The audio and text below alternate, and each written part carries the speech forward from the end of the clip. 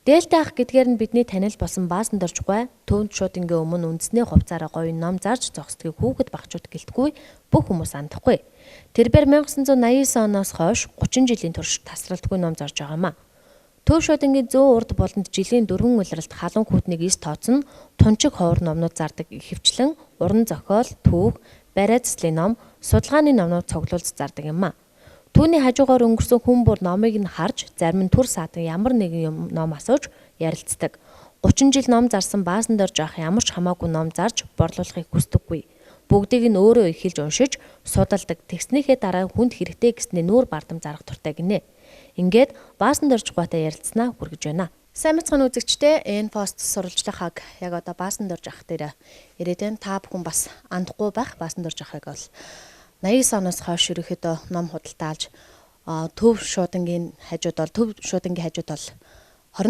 жил ном худалдааж дээлтэйгээ та бидний андшгүй Монгол үндэснийхээ хувцсыг өмсөд номоо зардаг ийм сайхан ах байгаа.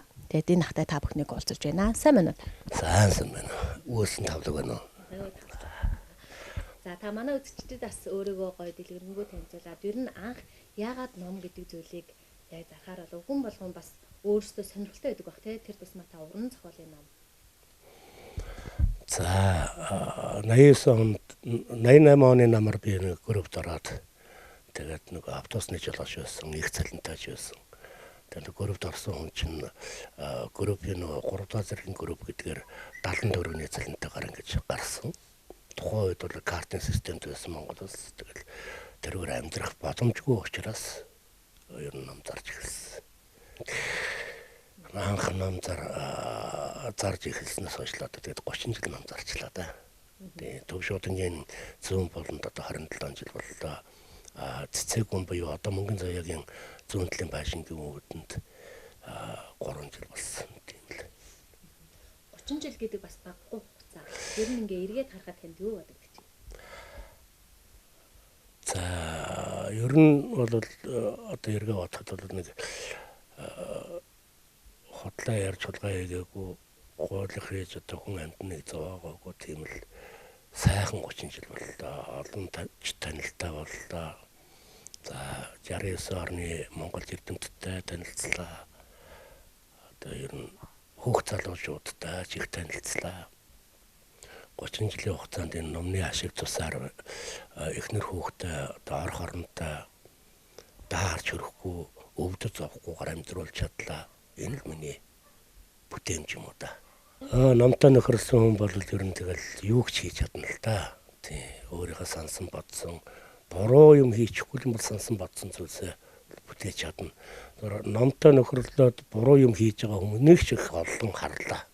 Тий, маш их олон харлаа. Эх орноо зарж байгаа хүнийг ч харлаа. Эдийн засгаас өргөлж байгаа хүнийг ч харлаа. Тий. Тэр ямар ном уншихаас шалтгаалаад ямар номоос ямар дүрийг нь өөртөө шингээж авах уу гэдгийг л одоо ном уншиж байгаа хүмүүс өөрөө л шийдэх ёстой болж байгаа. Шантрах тохиолдол гаралгүй явах вэ? Халуунд нь хаалж хүүтэнд нь хөрсөл байсан. Гэвч өөрийн гэсэн яг одоо миний эзэмшсэн тэр мэрэгжлүүд бол мэрэгсэн жолооч хүн. Тэгтэл одоо хүн болгон мэрэгсэн жолооч болсон тий. Тэгэхээр энэ мэрэгжил биш болсон. Тэгэхээр би одоо яаж гэр бүлээ тэжээх вэ? Яаж одоо энэ амьдралыг авч явах вэ гэхлээр намаа зарж л авч явна. Тэхийн тулд одоо хатуужилтай байх хэрэгтэй, өсөх цангахыг юм чинь тоохгүй байх хэрэгтэй. Хамгийн гол нь хүмүүстэй харьцаа сайхан байх хэрэгтэй тий. Тэгээд өөрөө бас тэр намаа уншаад тэрнийг тайлбарлаад өгөх ёстой. Өөрөө үлгэр жишээ болж тэр номноосоо бас өөрийнхөө амьдралдаа хэрэгжүүлж явах ёстой. Тэгээд ер нь номноос бол ямар ч муу ном байлаа гэсэн тэр номноос заавал авах юм байдаг учраас тэрнийг өөртөө шингээж авч явах хэрэгтэй.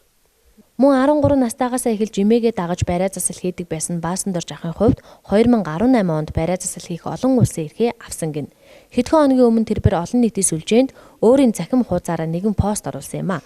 Үүний талаар нь өөрөөс нь лавлаж асуувал хүүн 2 жилийн хөдөлмөрөөрөө аавдаа зориулж машин авч өгсөн гин. Баасан дорж ах хүүгийнхээ авч өгсөн машиныг унаад эхнэр хүүхэд гээд гэр бүлийн хамт өөрийн нутгийг зорж яваад машиныхаа моторыг зохиулчихсан гинэ. Аргагүй эрхэнд 2 оюутан хүүхдээ эвдэрсэн машины хамт зүс таних айлын гадаа үлдээг идэрч Буцаж очиод машинаа засаад хүүхдүүдээ авч ирэхэд түүнд 3 сая төгрөгийн хэрэг гарсан учраас өөрт байгаа хашаага барьцаалаад зээл авах гэсэн боловч зээл олдохгүй тэтгэврт гарсан учраас зээл олгох боломжгүй гэдэг хариултыг сонссон байна. 13 тагаас эхлээл нэг эмээгийн тэр даралтыг бууруулж, хуингийг бууруулж өгчөөснөөс эхлээл барай заслал хийж гэсэн. Тэгтээ тэр нэг бол тас нуусан.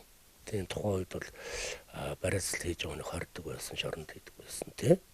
Одоо феодализм үеийн босромог үйлээр одоо хүний монголруулалтаа гэж үздэг байсан. Тийм үе байсан. Саяхан болтол нуусны учир шалтгаанаас нөө гизэгч барайч гэл ингээд янз бүр үйлдэлүүд гаргасан л да. Тэднээс шалтгаалаад яасан тийм хүчтэй ч бас сайн барайч байгаагүй л дээ би. Харин оршихуй үйлдэл компани сургалтын төвд хамрагдсанаар 2 багшийнхаа ачаар бас мэдхгүй юм мэдэж авсан, сураагүй юм сурж авсан. Тэгээд 18 оноос хойш би ч одоо бараг 200 хүнийг барьсан юм да. 30 жил жахаа ханилсан ханаа би нөгөө одоо өөрийнхөө зээ ихчтэйгээ золгуулах, нэгдүгээр золгуулах, хоёрдугаарт эхнэрийнхээ амралтаар бас нэг сайхан газруудыг өвгдөө цай газруудыг үзүүлээгээд ингээд аваад явсан. Тэгээд яг ихчтэйгээ танилцуулсан сайхан газруудыг хагас дутуу үзүүлсэн.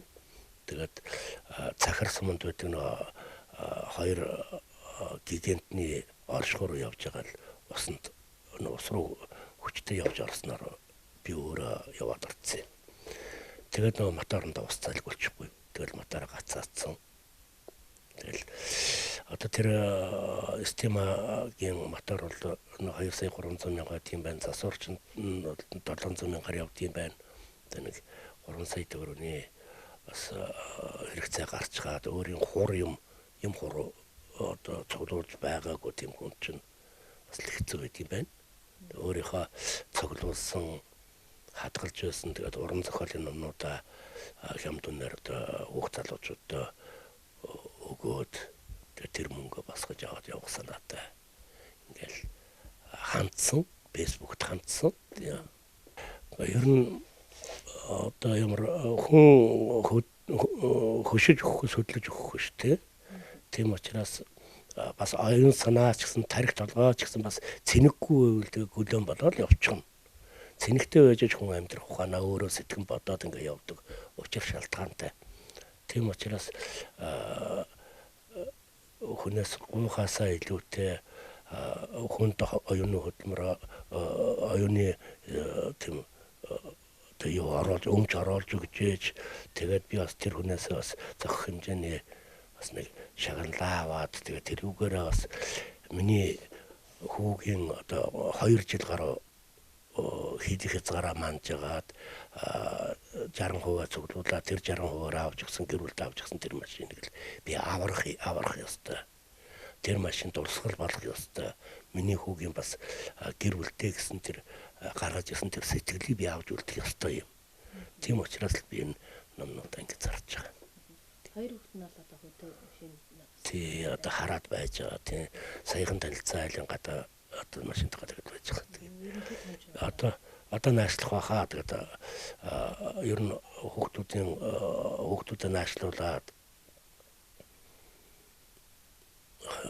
сургууль соёлын нэмийг бэлдүүлэхгүй болохгүй хаа. Тийм тэгэл одоо өөрөө л явна да. Ер нь одоо яг та ингээд фэйсбүүк дээр анх пост хийсэн байсан тий. Яг тэрнээс хойш ер нь хүмүүс холбогдож байна уу? Хэрхэн яаж хүлээж авч байна? Холбогдож байна. Зүгээр би уул нь холбогдохоос өмнө хит хитэн газруудаар орсон юм аа. Тэгээд нөгөө урд нь бол туслахын дэмжиж гэсэн хүмүүстэй гаач ярьж үзсэн. Ном зараа зогсож байгаа танд туслана та ирээрээ гэл зарим нь хүлээж авдгүй юм байна, зарим нь буруу харддаг юм байна. За тэгээд хэдэн газруудаар энэ одоо миний өөрийн өмчийн газар өөр хүүхд ихнэрт бол хамаарахгүй. Тэгээд энэ газараа би 3 сая төгрөгийн барьцаан тавиад ингээд яагаад банк босвол банкны газруудаар очлаа. Тэгээд тэд нар өгдөггүй юм байна, ямар шалтгаантай юм гэсэн чинь хамгийн гол нь их муухай юм. Тэгсэн тэтгэврт гарсан хүн биш юм байна. Тэгээд та тэтгэврт гарсан учраас танд ямар ч тийм барьцаа танаас авч болохгүй. Дөр засгаас тийм тогтоол гаргасан. танд зээл олгож чадахгүй. Та тэр зөвхөрийн зээлийг л авах ёстой, өөр зээл танд өгөх ёсгүй гэдгийг байна. Тэгэл би одоо бас нэг жоохон гондуу байла. Тэгээд хоол нь цуглуулсан энэ уран зохиолын номнууд нь хойч үед маань хэрэгэл болох байсан баг. Гэхдээ хүний хүүхэд ялгаа юу ах вэ? Эргээд бараа засал хийж яхад мөнгө хүн надад намаа барьдаг. Мөнгөнийхөө оронд одоо намаа барья гэдэг ингээ барьчдаг. Тэгэхээр надад энэ номнууд эргэж ирнэ гэсэн үг. Тийм учраас би энэ номнуудаа одоо тэгэл эргээд л олж авна. Итгэл дүүрэн байна. Яаж юу таньтай? Тэ утасны дугаараар холбогдно л да 88 44 71 53 гэдэг миний утасны дугаар байгаа. Тэгэл холбогдоод би өөрөө хүнд номоо өргөж өгнө. Тий. Би өөрөө өргөж өгнө. Бас номныхоо учир шалтгааныг бас тайлбарлаж өгөхгүй болоод хүн чинь юу ч мэдэхгүй одоо Галлиста гараг гэл ингээл нэг ном өчтөл энэ их гоё динлээ гэдэг ингээд авах гэж байгаа хүн бол бас учир шалтгааныг тайлбарлаж өгөөд энэ чинь ийм учиртай ийм зөвнөл зохиол энэс ийм авнаа ийм минь хөө хаяараа гэдэг ингээд ярьж хэлээд өгөх юм бол тэр хүн чинь оромтой нарахгүй унших хэрэгтэй. Ярьж хэлэхгүйгээр мөнгө нь надад номон чинийх гэдэг ингэх юм бол тэр хүн уншаад юу ойлгохгүй бол тэгээд бас муу над дээр ирэх болов би тэгж л боддتي. Тиймээс баасан дэрж ах та биднээс гуйлга гуйсангүй, хандив хүссэнгүй, зүгээр л зарж байгаа номнуудыг энэ хамтхан үнээр авахыг хүсэж байгаамаа.